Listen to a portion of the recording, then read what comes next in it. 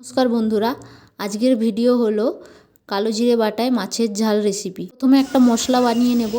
তার জন্য আমি নিয়েছি সাদা জিরে, কালো জিরে, একটা তেজপাতা কুচি করা, রসুন, একটা কাঁচা লঙ্কা আর একটু নুন দিয়ে সব কিছু ভালো মতো বেটে নেব।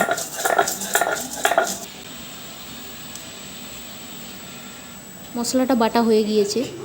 এবার আমি কিছুটা পেঁয়াজ নিয়েও সেটাকেও বেটে নেব। বাটা হয়ে গেছে। এবার তেলে কয়েকটা বড়ি আমি লাল করে ভেজে নেব। এগুলো লাল করে ভাজা হয়ে গেছে। এবার ওটা তুলে রেখে ওই তেলের মধ্যে দিয়ে দেবো কালো জিরে, দুটো কাঁচা লঙ্কা চেরা আর কেটে রাখা আলুগুলো। এবার আলুগুলো ভালো করে ভাজা ভাজা করে নেব। দেবো নুন আর হলুদ। নুন হলুদ দিয়েও ভালো করে ভেজে নেব।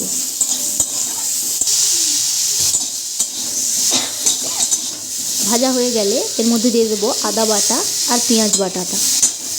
পেঁয়াজ বাটাটা দিয়েও ভালো করে ভেজে নেব। দিয়ে দেবো সামান্য লঙ্কা গুঁড়ো।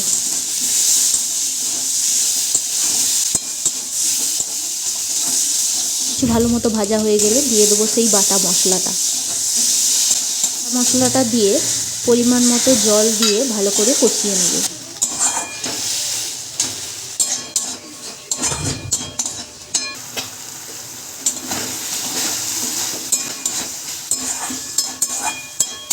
ভালো করে কষানো হয়ে গিয়েছে। এবার ঝালে যতটা পরিমাণ জল লাগবে সেই পরিমাণ মতো জল দিয়ে ঢাকা দিয়ে দেবো। এবার ঢাকা খুলে নেব। আলুটা 50% সেদ্ধ হয়ে এসেছে। এবার ওর মধ্যে নুন আর ভাজা বড়িগুলো আর মাছগুলো দিয়ে আবার কিছুটা নেড়ে চেড়ে ঢাকা দিয়ে দেবো। কিছুক্ষণ পর ঢাকা খুলে দেখলাম আলুগুলো সেদ্ধ হয়ে গিয়েছে। এবার আমাদের ঝাল পুরোপুরি রেডি। ভিডিওটি যদি আপনাদের ভালো লেগে থাকে লাইক, কমেন্ট, শেয়ার এবং সাবস্ক্রাইব করে দেবেন।